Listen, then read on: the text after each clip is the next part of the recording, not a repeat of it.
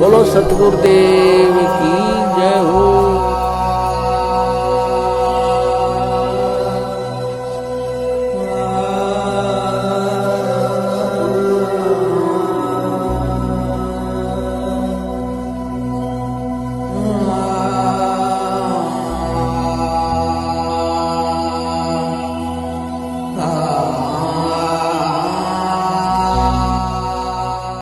पहले तो बात है उनकी इस दलील पे विश्वास नहीं किया जा सकता पहली नजर में जी। लेकिन फिर भी ये अदालत में यह दलील दी जाएगी जो निचली अदालत होगी जिसमें केस ट्रायल होगा उसमें अदालत क्या फैसला लेगी तो उस वक्त पता लगेगा जी। लेकिन प्रारंभिक तौर पर अगर इनको खुद को बंधक बनाया गया था अगर हम इन्हीं की बात को सच मान लें जी तो इनको बंधक बनाने वाले कौन थे? बिल्कुल। वो भी इन्हीं के लोग थे, इन्हीं के समर्थक थे।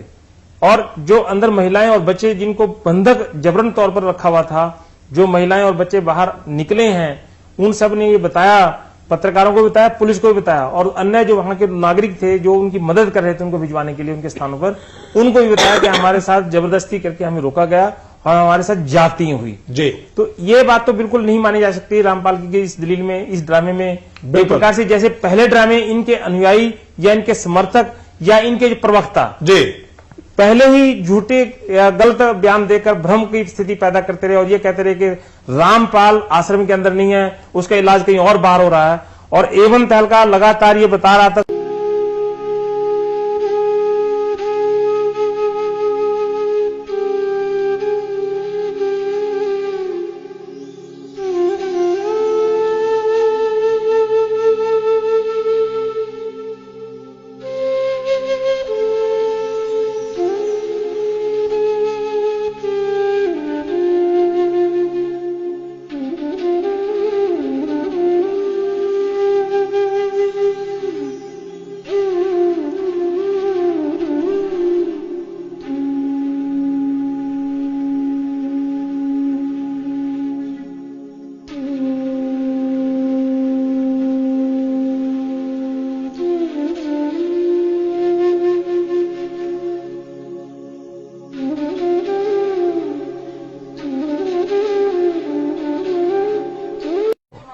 हमारे साथ संत रामपाल जी के भाई महेंद्र दास भी मौजूद हैं। इनसे जानेंगे, महेंद्र दास जी, अचानक से हालात काफी बिगड़ते नजर आ रहे हैं, तो ऐसे तो काफी नुकसान होने की आशंका है। ऐसा हम तो शांतिपूर्ण तरीके से बैठे हैं, अपने आश्रम के अंदर हैं और ये बल प्रयोग करना चाहते हैं, हमें नाजायज तंग कर रहे हैं। लेकिन आश्रम के लोग भी जैसे टकराव की स्थिति में नजर आ रहे हैं, तो क्या कोई बीच का रास्ता नहीं निकल सकता? बीच का तो यही है कि माननीय न्यायाधीश को चाहिए कि अपने पर विचार करे। हमको डकैत नहीं है, इतना बड़ा ये केस नहीं है, एक कोर्ट की अवमानना केस उन्होंने खुद बनाया, खुद सुन रहे हैं, इसमें न्याय की उम्मीद है। लेकिन जिस तरह से पुलिस कह रही है यहाँ तो गिरफ्तारी करनी पड़ेगी क्योंकि हाईकोर्ट के आदेश हैं, तो क्या संत रामपाल आत्मसमर्पण कर सकते हैं? अब वो यहाँ है ही नहीं, स्वास्थ्य इलाज करवा रहे हैं, बाहर गए हैं, उनको बाहर शिफ्ट कर दिया हमने परसों। लेकिन क्या वो आत्मसमर्पण करने के लिए तैयार हो जाएंगे? अगर हमारी हाई कोर्ट में बेल कैंसिल करते हैं तो नहीं होंगे, तो नाजायज बेल कैंसिल करने जा रहे हैं और उस पर सुनवाई है। अब उस केस का इस अवमानना से क्या लिंक था? ये अवमानना बनाई इसीलिए गई थी कि उस बेल कैंसिल करके अंदर ठोक दें। एक सबसे बड़ा सवाल यही है कि आपका कहना है कि संत रामपाल आश्रम के अंदर मौजूद नहीं है। अगर संत रामपाल आश्रम के अंदर मौजूद नहीं है तो क्यों फिर पुलिस को रोका जा रहा है? पुलिस अगर जाकर के चेक करती है संत रामपाल नहीं होंगे तो पुलिस वापस चली जाएगी। क्योंकि यहाँ कल एसडीएम ने और डीसी ने बताया, एसडीएम आदेश पड़ रहा था कि हमने इसको सील कर लिया है, नाजायज तरीके सील करने के आदेश दिए, अपने आश्रम को नहीं छोड़े, आश्रम की सुरक्षा के लिए बैठे हैं अब हम। ठीक है, ओके।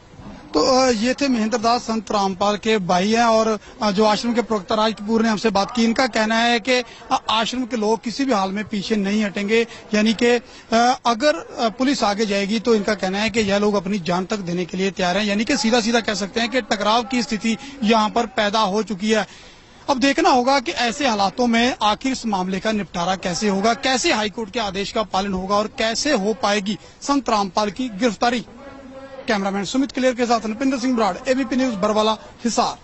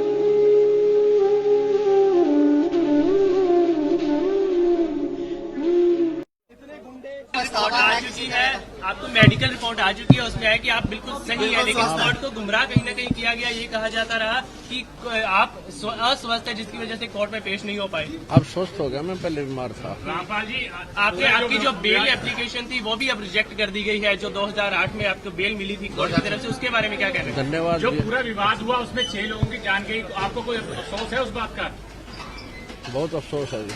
नहीं, जो आपने अपने अनुयायियों को जिम्मेदार ढाल कौन है बनाया इस चीज़ का? और आप पीछे छुपे रहे, मैंने किसी को नहीं इसको आप सही मानते हैं? मैंने नहीं बनाया किसी को, वो अपने आप ही बन रहे थे, मुझे भी रोक रखा था। आपके ऊपर इतने इल्जाम है सर, आपके ऊपर इतने इल्जाम झूठे कैसे हैं आपके ऊपर? आपके गुंडे इतने खड़े थे वहाँ पे, हजारों आदमी हरियाणा पुलिस से। मेरे नीचे राष्ट्रीय समाज सेवा समिति। नहीं तो आपकी समिति है? अरे आपकी समिति है बाबा, आप अपने आप को संत कहते हैं, आप संत कहने लायक भी है? आप आपसे भी जवाब दीजिए। आपके वहाँ इतनी फोर्स, इतने गुंडे, इतने आर्मी खड़ी है हरियाणा पुलिस के ऊपर।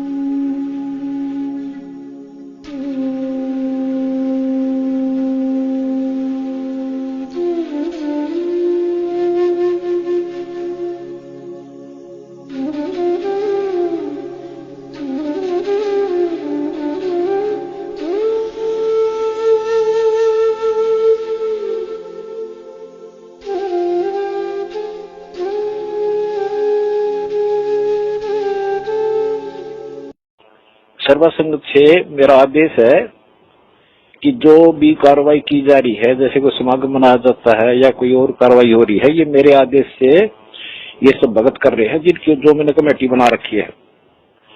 इनके ऊपर विश्वास करो, अगर इससे अलग चलोगे तो तुम गुरुद्रोही में आ जाओगे। मैं सबकी डिटेल मंगाऊंगा, कौन कौन क्या क्या बकवास कर रहे हैं, उनको फिर मिशन से निकाल दूंगा, ताकि ये खत्म हो जाओगे भगवान के दरबार से, समझ गए। जो कमेटी मैंने निर्मित बना रखी है वो मेरी सहमति से, मेरी आज्ञा से, मेरे से सलाह करके कदम उठाती है। ये अपने आप कोई भी कदम नहीं उठाते। जो भी कार्रवाई हो रही है ये मेरी हो रही है। अगर इनका कोई विरोध करता है तो मेरा और मेरे वीर भगवान का विरोध करता है, वो पाप आत्मा है, वो हमारे मिशन से बाहर निकाल दिया जाएगा। ठीक है, इस ऑडियो को सबको डाल दो, बता दो हरामखोरों को जो इस मिशन का नाश करना चाहते हैं। ठीक है जी गुरु, सच्चा है। तो ये ऐसे कुसंगत होती है, वो बर्बाद करती है उन्हीं को जो मंद बुद्धि होते हैं। नहीं तो ज्ञानवान तुरंत सोच लेते ये कोई बात है। इतने दिन हो गए गुरुजी ने, 15 साल हो गए, मैं नाम देते न, किसी को ऐसा कुछ कहा नहीं, कोई ऐसी दोगली बात करी नहीं।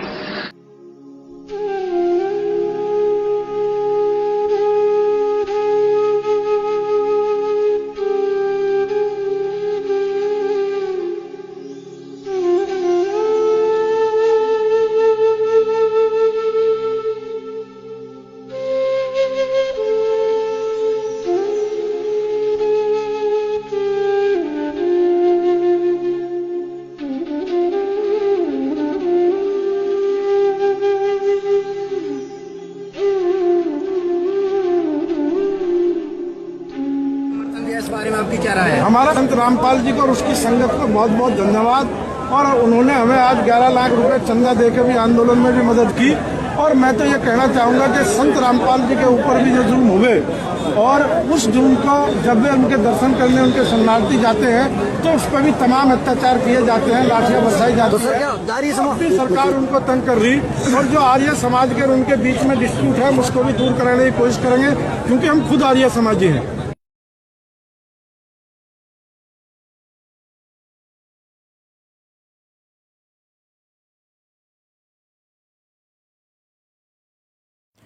सत साहिब जी, अब सबसे पहले तो हमने करना ये है, जिस आत्मा ने परमपिता परमेश्वर सतगुरु रामपाल जी महाराज जी की सत भक्ति करके अपना आत्म कल्याण करवाना है, सबसे पहले उस आत्मा ने अपने दिलो दिमाग में इस बात को बैठा लेना चाहिए सृष्टि रचना को बार बार सुनकर और सतगुरुदेव जी के सत्संगों को आधार बनाकर कि वर्तमान में पृथ्वी पे कबीर परमात्मा मौजूद है, धरती पे भगवान है, और जिस आत्मा का दिल और उसकी आत्मा इस बात को स्वीकार कर लेगी, वो आत्मा कभी भी ज्ञान आधार से दूर होकर मनमाने तरीके से ना ही तो चल सकती है, और यदि मनमाने तरीके से कोई अन्य व्यक्ति उसको भक्ति मार्ग पर चलने की सलाह दे तो वो व्यक्ति कभी भी उसके झांसे में नहीं आ सकता है।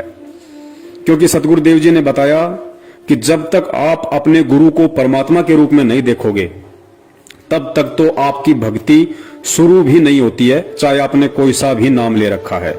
तो सबसे पहले तो हमने आदरणीय गरीबदास जी महाराज जी की जो वाणी है कि गुरु को मानुष कर जानते ते नर कहिए अंध और मैं दुखी संसार में आ गए यम के फंद, अपने ऊपर इस वाणी को बिल्कुल भी लागू नहीं होने देना है।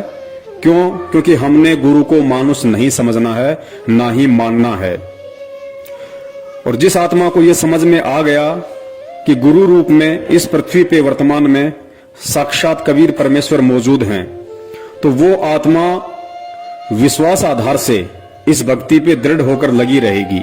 फिर उस आत्मा को चाहे कोई कितना ही भ्रमित करने की कोशिश करे, उसे कोई कितने ही उल्टे सीधे आदेश सुनाए, उसे कोई कितना ही डराए धमकाए, वो आत्मा ज्ञान आधार के विपरीत नहीं चल सकती है।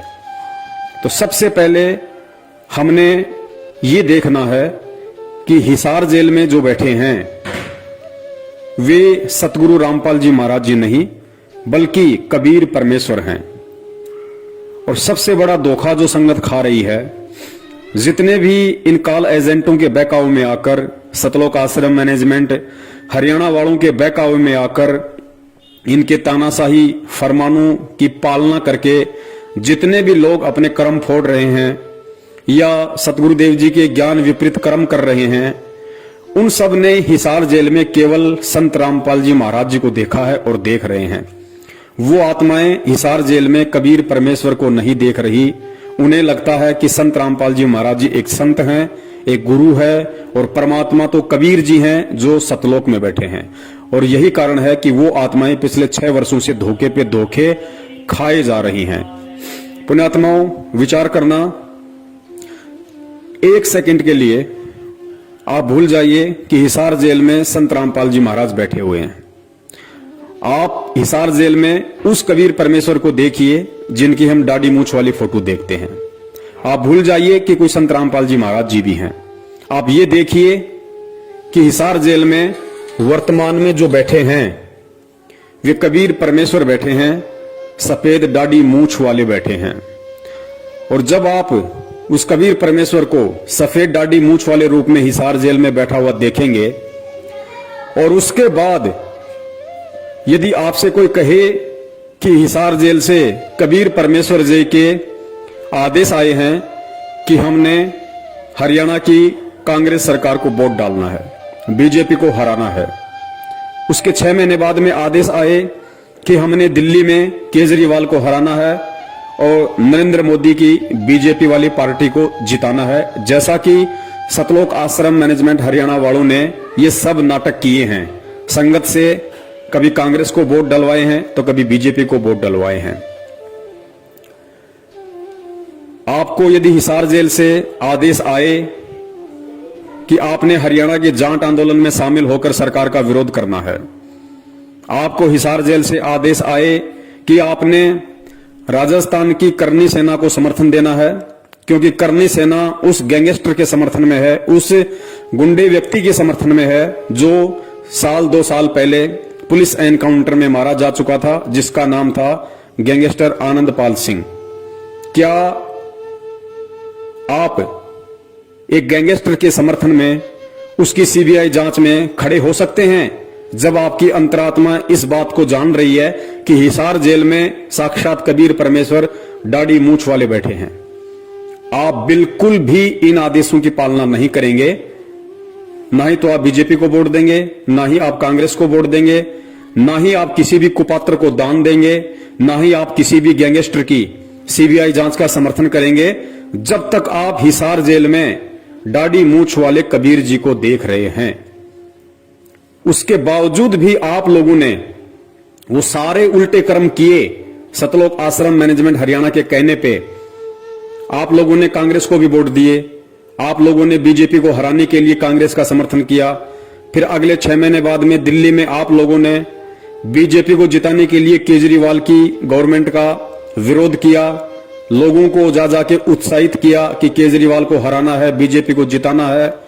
उसके बावजूद भी आप लोगों ने उसी गैंगस्टर आनंदपाल सिंह की सीबीआई जांच का समर्थन किया और आपने उसी राजपूत करनी सेना को राजस्थान के अजमेर में एक सभा के दौरान 5 लाख रुपए का चेक दिया। और उसके बाद उसी राजपूत करनी सेना का जब भिवानी के अंदर सम्मेलन था तो वहां भी आप लोग शामिल हुए। क्यों शामिल हुए? क्योंकि आप हिसार जेल में उस कबीर परमेश्वर को नहीं देख रहे थे, बल्कि आप हिसार जेल में संत रामपाल जी महाराज जी को देख रहे थे। अर्थात अभी तक आप लोगों ने अपने गुरु को कबीर नहीं माना, वरना आप ये कुक्रम, जब आपको ये कहा गया था कि ये हिसार जेल से गुरुजी का आदेश है, यदि उस समय आप अपने गुरु को कबीर के रूप में देख रहे होते तो कदापि आप इस तरह का कोई भी घटिया और ज्ञान आधारित आदेश नहीं मानते। तो यही सबसे बड़ी भूल हमने 650 साल पहले की थी और यही भूल हम वर्तमान में दोहराने जा रहे हैं कि हम गुरु को मानुष मान रहे हैं। और परमेश्वर की वाणी है कि गुरु मानुष कर जानते ते नर कहिए अंध, होवे दुखी संसार में और आग गए यम के फंद। तो सबसे पहले तो हमने इस बात को अपने दिलो दिमाग से निकाल देना है कि हम किसी सामान्य संत या किसी सामान्य व्यक्ति की शरण में हैं। हम जिस समर्थ की शरण में हैं वो स्वयं कबीर परमेश्वर है। और जब आपको इतना यकीन हो जाएगा तो आप ना ही तो किसी भी फर्जी नामदान केंद्र पे जाओगे, ना ही आप किसी को इन फर्जी नामदान केंद्रों से नाम दीक्षा दिलवाओगे, ना ही आप इन फर्जी नामदान केंद्रों से अन्य कोई दूसरा नाम लेने के लिए जाओगे, ना ही आप किसी हिसार की तारीखों पे घुटने तोड़ते हुए 10 गालियां खुद खाने और 10 गालियां अपने गुरुदेव को दिलवाने के लिए जाओगे, ना ही आप इन मनवस सतलोक आश्रम मैनेजमेंट हरियाणा वालों के किसी भी तानाशाही फरमान को मानोगे, क्योंकि आपकी आत्मा स्वीकार कर चुकी है कि मैं जिसकी शरण में हूं वो साक्षात कबीर है। और कबीर कभी भी दोगली बात नहीं कर सकता, कबीर कभी भी अपने भक्ति विधान के खिलाफ कोई भी आदेश नहीं दे सकता। तो सबसे पहले हमने गुरु को परमेश्वर मानना है, हृदय से आत्मा से स्वीकार करना है। और यह तब होगा जब हम सृष्टि रचना को बार बार सुनेंगे और सत्संगों की प्रत्येक लाइन पे गहनता से विचार करेंगे कि गुरुदेव इस सत्संग में किस वाणी का और क्या मतलब हमें समझाना चाहते हैं। उसके बाद में जिन लोगों को इन फर्जी नामदान केंद्रों से सन 2014 के बाद से नाम मिल चुका है, चाहे आपको प्रथम नाम मिल चुका है, चाहे आपको शतनाम मिल चुका है, और आज यदि आपको सच्चाई का पता चल गया है तो आपने सपने में भूलकर भी इन नामदान केंद्र और इन नामदान केंद्रों पर बैठे कुपात्रों की शक्ल तक नहीं देखनी है, वरना आप बहुत बड़े दोषी होगे। क्योंकि बरवाला कांड करवाने में मुख्य भूमिका सतलोक आश्रम मैनेजमेंट हरियाणा की ऊपर वीडियो में आप जी देख चुके हैं। और वही सतलोक आश्रम मैनेजमेंट हरियाणा का मुखिया महेंद्र भगोड़ा वर्तमान में सभी नामदान केंद्र खोल के बैठा है गुरु की आड़ में। तो आप यदि इन नामदान केंद्रों पे जाते हो, इन कुपात्रों को ज्योति पाठ दान का पैसा देते हो, इन कुपात्रों के फर्जी आदेशों को मानते हो, या इन कुपात्रों के कहने से आप जी गुरुजी की तारीखों पर हिसार में जाते हो व्यर्थ में अपना समय और पैसा बर्बाद करने, तो आप जी अभी अपने गुरु को कबीर परमेश्वर नहीं मान पाए हैं और आप जी भक्ति मार्ग में धोखा खा रहे हो। तो हमने बिल्कुल भी इन लोगों से किसी भी प्रकार का आध्यात्मिक संपर्क नहीं रखना है। तो जिन लोगों ने प्रथम नाम और सतनाम ले लिया है अनजाने में इन नामदान केंद्रों से, अब आगे उन्होंने इन नामदान केंद्र वालों से, सतलोक आश्रम मैनेजमेंट हरियाणा से, गुरुजी के परिवार वालों से और हर उस व्यक्ति से, चाहे वो भगत ही क्यों ना हो, जो सतगुरु के ज्ञान को आधार बनाकर नहीं चल रहा है और देखा देखी में चल रहा है, भेड़ चाल में, उस व्यक्ति से हमारा किसी भी प्रकार का कोई संबंध नहीं होना चाहिए। क्योंकि परमेश्वर कहते हैं कबीरा तहां जाइए रह संतन की प्रीत, इष्ट मिले और मन मिले, मिले सकल रस रीत। परमेश्वर कहते हैं भगत ने केवल उसी व्यक्ति या भगत के पास बैठना चाहिए जिसके रीति रिवाज, जिसका मन, जिसका इष्ट, जिसके कायदे कानून सेम हो, मिलते हों। तो वर्तमान में संगत में दो ग्रुप हैं। एक ग्रुप सतलोक आश्रम मैनेजमेंट हरियाणा जो बिल्कुल देखा देखी और अंधा होकर चल रहा है, दूसरा ग्रुप है सत्सेवक जो परमेश्वर के ज्ञान को आधार बना के चल रहे हैं। उसके बाद में जिस व्यक्ति ने अभी तक संत रामपाल जी महाराज जी से नाम दीक्षा नहीं ली है और जो व्यक्ति केवल उनके सत्संग ही सुन रहा है और उस व्यक्ति को ये सच्चाई मालूम पड़ चुकी है हमारी वीडियो देखकर, तो उस व्यक्ति ने भूल कर भी इन नामदान केंद्रों से कोई भी नाम दीक्षा नहीं लेनी है। उस व्यक्ति ने सबसे पहले गहनता से सत्संग सुनने हैं, सत्संगों को आधार बनाना है और सारी सच्चाई से परिचित होकर उस व्यक्ति ने जब तक सतगुरु रामपाल जी महाराज जी हिसार जेल से बाहर नहीं आते हैं तब तक उसने संकल्प नाम दीक्षा के माध्यम से भक्ति शुरू कर देनी है। संकल्प नाम दीक्षा क्या है, संकल्प नाम दीक्षा के माध्यम से भक्ति कैसे शुरू होगी, संकल्प नाम दीक्षा के अंतर्गत हमने क्या क्या करना पड़ेगा, वो सारी विधि एक 2.5 घंटे का वीडियो हम सत्सेवकों ने बना रखा है। वीडियो का लिंक इसी वीडियो के डिस्क्रिप्शन बॉक्स में आपको मिल जाएगा, आप उसको देख लीजिए, अच्छी तरह से उसको देखिए, समझिए, उसके बाद आप जी संकल्प नाम दीक्षा लें और अपने घर में भगवान को प्रकट करें। इसके अलावा आपने किसी भी प्रकार का ज्योति पाठ या दान का पैसा किसी भी उस कुपात्र व्यक्ति को नहीं देना है जो सतगुरु रामपाल जी महाराज जी के फर्जी आदेश बताकर पिछले 6 साल से संगत को लूटने में लगा हुआ है। गुरुदेव कहते हैं कि गुरु बिन दान पुण्य जो कर ही मिथ्या होय कभू न फल ही। और गुरुदेव कहते हैं कि गुरु बिन माला फेरते गुरु बिन देते दान, गुरु बिन दोनों निष्फल है चाहे पूछो वेद कुरान। और परमात्मा कहते हैं गुरु बिन होम यज्ञ जो साधे औरों मन 10 पातक लागे, यानी बिना गुरु की आज्ञा के, बिना गुरु के आदेश के। और यदि आपने उस कुपात्र व्यक्ति को दान धर्म ज्योति पाठ का पैसा दे दिया, हवन यज्ञ करवा लिया, उसके यहां पे आपने पाठ करवा लिया, तो आप जगत वालों से 10 गुना ज्यादा दोषी परमेश्वर की नजरों में बन जाओगे। तो हमने ये गलती अब भूल कर भी नहीं करनी है, क्योंकि जब हमें विश्वास हो जाएगा और हमारी अंतरात्मा इस बात को स्वीकार कर लेगी कि मेरा गुरु साक्षात कबीर है, तो आपको यह भी विश्वास हो जाएगा कि वो कबीर हिसार की जेल में बैठने के लिए नहीं आया है, उस कबीर का कोई खेल है। वो कबीर एक तीर से अनेकों शिकार करता है और पहला शिकार उसका यही है कि इस भक्ति मार्ग में सबसे बड़ा रोड़ा यदि कोई बनता है, सबसे बड़ा रोड़ा यदि ये काल किसी को बना के खड़ा करता है, तो उसी सतगुरु के परिवार को, भाई बंधुओं को, रिश्तेदारों को निमित्त बनाकर खड़ा करता है।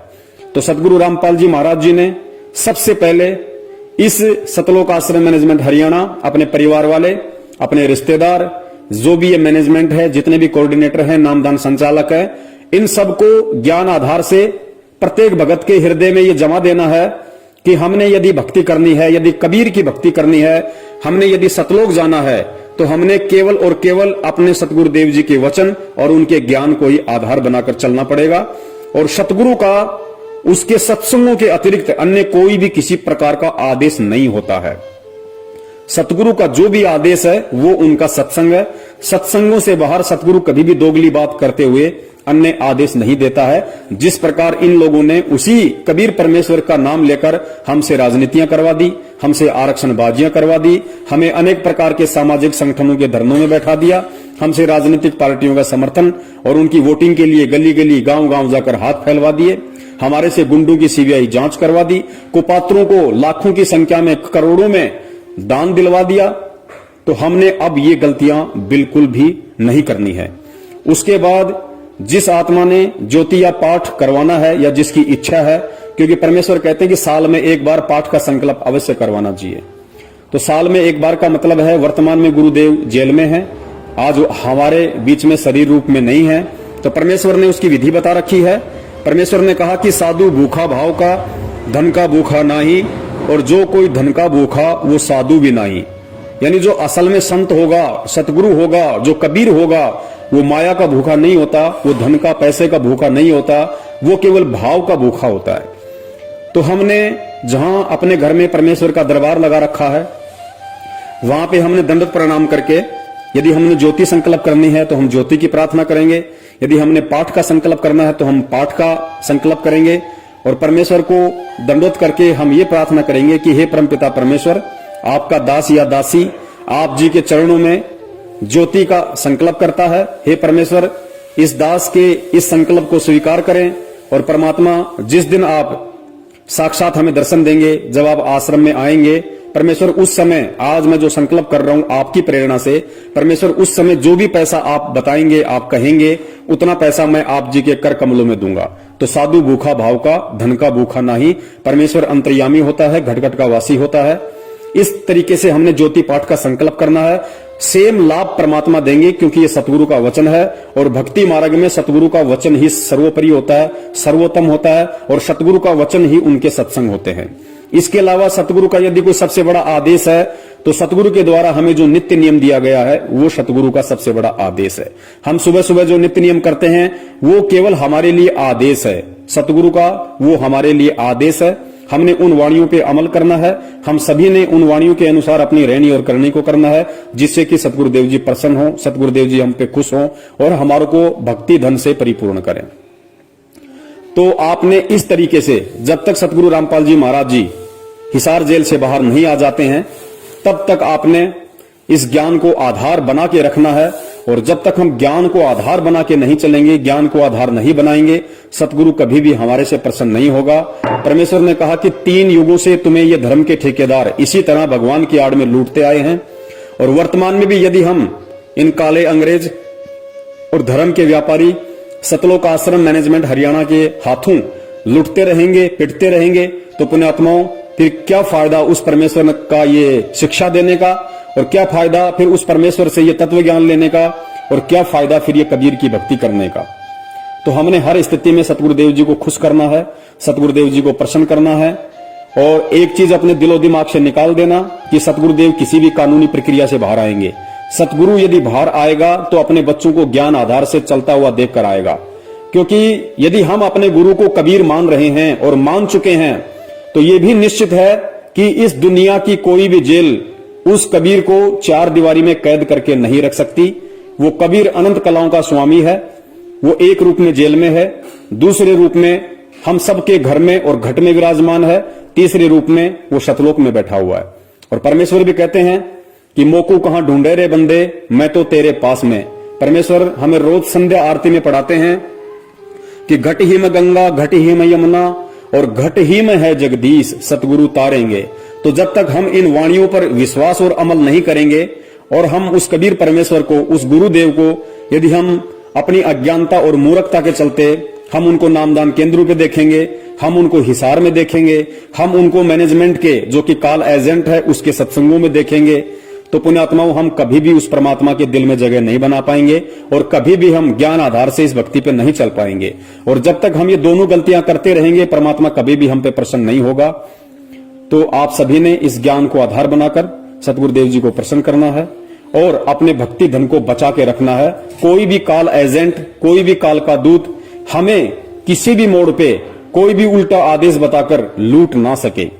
सतगुरुदेव जी ने तो एक समय यहां तक कहा था अपने बच्चों पे विश्वास करके कि बच्चों, जिस व्यक्ति ने 2 से 3 साल तक इस ज्ञान को सुन लिया उसको ब्रह्मा विष्णु महेश भी आ जाए तो उसको भ्रमित नहीं कर सकता।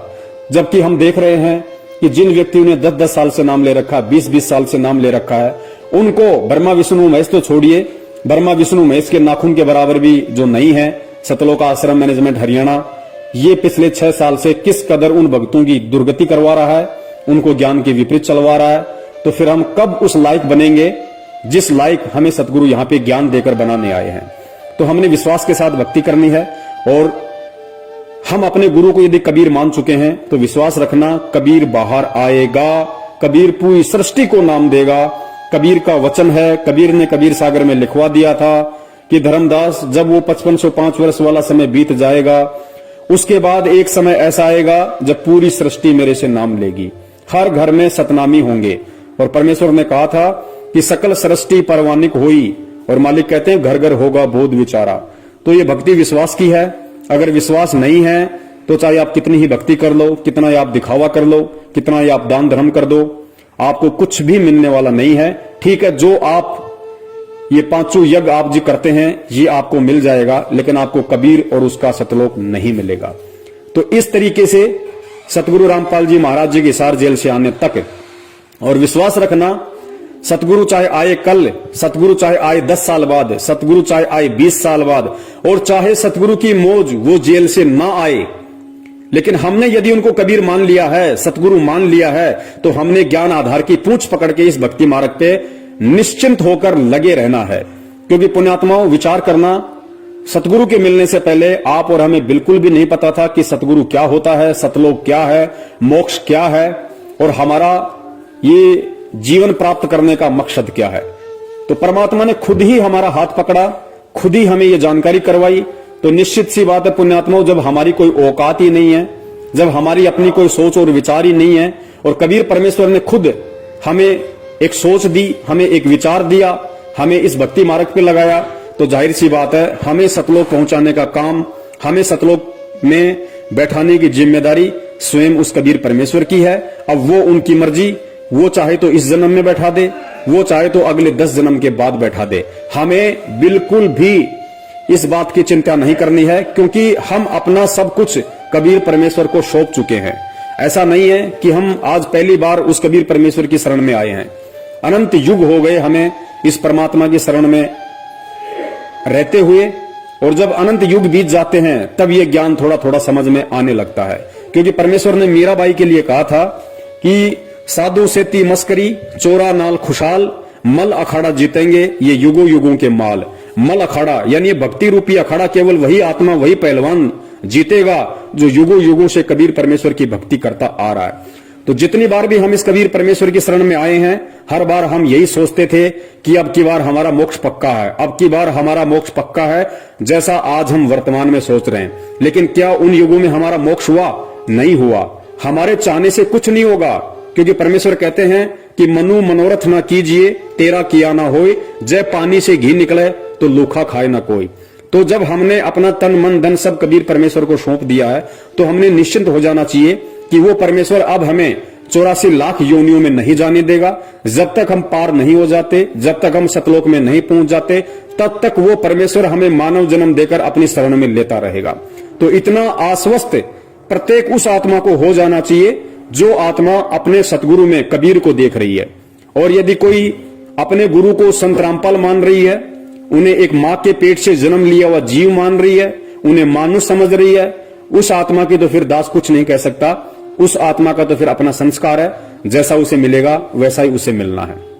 दास यहां जो बात कर रहा है, जो बता रहा है, वो केवल उस ज्ञान आधारी आत्मा के लिए बता रहा है जो आत्मा इस भक्ति मार्ग पर ज्ञान को आधार बनाकर और अपने मोक्ष प्राप्ति के मकसद से जुड़ी है या फिर आगे जुड़ने वाली है। तो दास का यही निवेदन है, इस विधि से यदि आप जी करते हैं, जो विधि परमेश्वर का ज्ञान बोलता है, मेरे अपने कोई विचार नहीं है, मेरी अपनी कोई सोच नहीं है, मैं 2 कौड़ी का जीव हूं। आज अगर मैं कुछ बोल पा रहा हूं तो केवल परमेश्वर की रजा से, उन्हीं के ज्ञान आधार अनुसार बोल पा रहा हूं। दास की स्थिति केवल वैसी है जैसा कि कहते हैं कि अल्लाह मेहरबान तो गधा पहलवान, इससे बढ़कर कोई औकात नहीं है। जिस भाई को उचित लगे वो सतगुरु रामपाल जी महाराज जी के इसार जेल से आने तक इस विधि से इस सत भक्ति मार्ग पर लगा रहे, और जिस भाई को नहीं मानना है तो भक्ति मार्ग में किसी पे कोई बाध्यता नहीं है। परमेश्वर ने आत्माओं को सतलोक में भी स्वतंत्र रखा हुआ था, और परमेश्वर ने यहां भी आत्माओं को स्वतंत्र रखा हुआ है। और काल भगवान के साथ वचन था, काल ने कहा था कि परमात्मा आप धरती पे जाओगे, अपना ज्ञान प्रचार करोगे, जो आपके ज्ञान को समझकर आपको स्वीकार करे वो आपका, और जो आपके ज्ञान को स्वीकार ना करके आपको स्वीकार ना करे वो परमेश्वर मेरा, आप जबरदस्ती किसी को ना ले जाना। और सतलोक में भी यही था, परमात्मा ने हम सभी आत्माओं को स्वतंत्र रखा हुआ था। जब काल ने कहा कि परमात्मा मुझे ये आत्माएं दे दो, तो परमेश्वर ने उसको मना कर दिया कि सब कुछ दे सकता हूं, और ब्रह्मांड चाहिए तो और ले ले, लेकिन ये आत्मा मेरा निज अंश है, ये मैं तुझे नहीं दे सकता। हाँ, यदि कोई आत्मा अपनी स्वेच्छा से तेरे साथ में जाना चाहे तो वो तू ले जा सकता है। इसका मतलब परमात्मा ने वहां पे भी आत्मा को स्वतंत्र रखा हुआ है। और वहां जब आत्माओं ने उस स्वतंत्रता का दुरुपयोग किया, नाजायज फायदा उठाया, तो उसका जो परिणाम है, जो सजा है, आज हम यहां अनंत युगों से गधे, कुत्ते और सुअर बनकर भोग रहे हैं। और वर्तमान में भी उसी परमात्मा ने हमें स्वतंत्र रखा हुआ है। और स्पेशली हिसार जेल जाने के बाद तो हम सबको खुला छोड़ दिया, बिल्कुल हमें अपने से अलग कर दिया कि अब तुम केवल मेरे द्वारा दिए गए ज्ञान को आधार बनाकर चलो, और यह साबित करो कि तुम कितना मुझे पहचान पाए, कितना तुम इस भक्ति मार्ग को पहचान पाए, और कितना अभी तुम सतलोक जाने के लिए तैयार हुए हो। तो आत्मा आज भी स्वतंत्र है, और स्वतंत्रता का ये फायदा काल उठा रहा है कि काल अपना चाल खेलकर, अपना दाव खेलकर इन आत्माओं को उसी गुरु की आड़ में, उसी गुरु के नाम से कभी राजनीति करवाता है, कभी आरक्षणबाजी करवाता है, कभी गुंडों की सीबीआई जांच करवाता है, कभी मनमाने तरीके से ज्योति पाठ करवाता है, तो दान का पैसा लेता है, जो कि सतगुरु के भक्ति विधान में बिल्कुल भी नहीं है। तो समझना आप लोगों ने है, विचार आप लोगों ने करना है किस तरह से, किस विधि से आपने परमेश्वर को खुश करना है और अपना ये अनमोल मानव जीवन सफल बनाना है। दास ने जो कहना था सतगुरु आशीर्वाद से संदेशा आप जी को दे दिया, क्योंकि सेवक का काम केवल संदेशा देने का होता है, जबरदस्ती उसकी पालना करवाने का नहीं होता है। आगे आपकी अपनी सोच, आपकी अपनी बुद्धि, आप किस तरीके से इस भक्ति मार्ग पर चलते हैं और किस तरीके से आप अपने सतगुरु को प्रसन्न करते हैं। सत साहिब जय हो बंदी छोड़ की। बंदी छोड़ सतगुरु रामपाल जी महाराज की जय हो। साहेब जी सतगुरुदेव की जय हो। जगत गुरु तत्वदर्शी संत रामपाल जी महाराज की जय हो। बंदी छोड़ जग परम पिता परमात्मा केशव कबीर साहेब की जय हो। बंदी छोड़ जगत गुरु तत्वदर्शी संत रामपाल जी महाराज की जय हो। सत साहेब जी।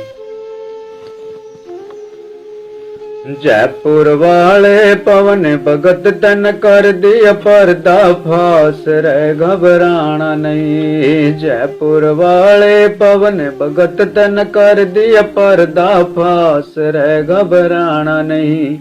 तेरी भली करेंगे संत राम पाल, घबराना नहीं। तेरी भली करेंगे संत राम पाल, घबराना नहीं। बरवाड़ा का कांड करण ये रही उनका नाम बताया। मैनेजमेंट और सेवा समिति ने ऐसा जुल्म कमाया। मैनेजमेंट और सेवा समिति ने ऐसा कहर कमाया। दूत काल के बन गे भगत भाई, दूत काल के बन गे भगत भाई। करके गुरु को बदनाम, रे घबराना नहीं। जयपुर वाले पवन भगत तन कर दिया पर्दा फास, रे घबराना नहीं। तेरी भली करेंगे संत राम पाल, घबराना नहीं। जगत गुरु संत राम पाल जी जाते जाते बता गए, सेवा समिति मेरी नहीं आ, मीडिया में सब सुना गए। जो भी जुल्म करा मेरे पर, जो भी जुल्म करा मेरे पैवा, सब मैनेजमेंट का काम, रे घबराना नहीं। जयपुर वाले पवन भगत तन कर दिया पर्दा फास, रे घबराना नहीं। तेरी भली करेंगे संत राम पाल, घबराना नहीं। छुपा रहा मैं मार यूं देते, अखबारों में लिख दिया। बना बनाया मेरा घर उजाड़ा, प्रशासन को बयान दिया। बना बनाया मेरा घर उजाड़ा, प्रशासन को बयान दिया। मैनेजमेंट और सेवा समिति ने, मैनेजमेंट और सेवा समिति ने कर दिया जीना हराम, रे घबराना नहीं। जयपुर वाले पवन भगत तन कर दिया पर्दा फास, रे घबराना नहीं। तेरी भली करेंगे संत राम पाल, घबराना नहीं। पुलिस रिमांड में राम पाल जी ने सीधे तौर पर नाम धरा। राम कुमार डाका बलजीत राजेंद्र ने जुल्म करा। राम कुमार डाका बलजीत राजेंद्र ने जुल्म करा। राज कपूर साथ में शामिल, राज कपूर साथ में शामिल। कर बरवाड़ा का कांड, रे घबराना नहीं। जयपुर वाले पवन भगत तन कर दिया पर्दा फास, रे घबराना नहीं। तेरी भली करेंगे संत राम पाल, घबराना नहीं। जगत गुरु को झूठ बताया मैनेजमेंट वालों ने, निर्दोष गुरु को दोषी बनाया इस सेवा समिति वालों ने। निर्दोष गुरु को दोषी बनाया सेवा समिति वालों ने। सजा करा कर उम्र कैद की, सजा करा कर उम्र कैद की। करे गुरु जी पे एहसान, रहे घबराना नहीं। जयपुर वाले पवन भगत तन कर दिया पर्दा फास, रहे घबराना नहीं। तेरी भली करेंगे संत राम पाल, घबराना नहीं। तेरी भली करेंगे संत राम पाल, घबराना नहीं। रामपाल मेरा सच्चा सतगुरु जिसने पड़ की तोड़ निभानी। रामपाल मेरा सच्चा सतगुरु, जिसने पड़गी तोड़ निभानी। जीते जी मेरे रामपाल ने दे दी है कुर्बानी। जीते जी मेरे रामपाल ने देती है कुर्बानी। सुन लो सत भगतो भाई सारे, सुन लो सत भगतो भाई सारे, बनियो नान जान रह घबराना नहीं। जयपुर वाले पवन भगत तन कर दिया पर्दा फास, रह घबराना नहीं। तेरी बोली करेंगे संत रामपाल, घबराना नहीं। गोंदवाला में रण सिंह कह रहा, चुप रहा ना जावे। गोंदवाला में रण सिंह कह रहा, चुप रहा ना जावे। सेवा समिति मैनेजमेंट का करना पड़ा सफाया। मैनेजमेंट और सेवा समिति का करना पड़ा सफाया। और सहा नहीं जाता हमसे, और सहा नहीं जाता हमसे, सतगुरु का अपमान, रह घबराना नहीं। जयपुर वाले पवन भगत तन कर दिया पर्दा फास, रह घबराना नहीं। तेरी भली करेंगे संत रामपाल, घबराना नहीं। जयपुर वाले पवन भगत तन कर दिया पर्दा फास, रह घबराना नहीं। तेरी भली करेंगे संत रामपाल, घबराना नहीं। तेरी भली करेंगे संत रामपाल, घबराना नहीं। सत साहेब जी।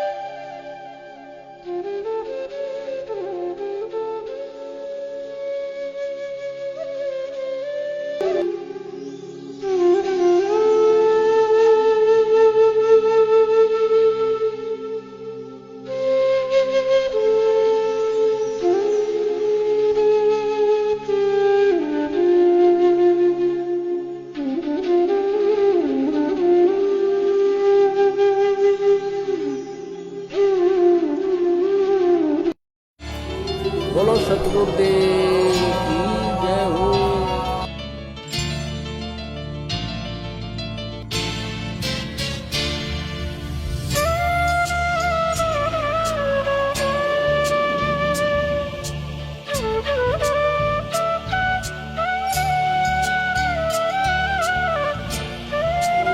बोलो सतगुरुदेव